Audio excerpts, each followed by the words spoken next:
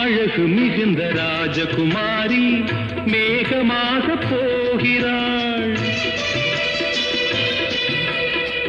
ஜரிகை நெளியும் சேலை கொண்டு மலையை மூட பார்க்கிறாள். பள்ளம் சிலர் உள்ளம் என ஏன் படைத்தான் ஆண்டவன்? பட்டம் பெற தேடுகின்றேன், எங்கே அந்த நாயகன்? மலையின் காட்சி இறைவன் ஆட்சி. செந்தாழம் பூவில் வந்தாடும் தென்றல் என் மீது மோதுதம்மா.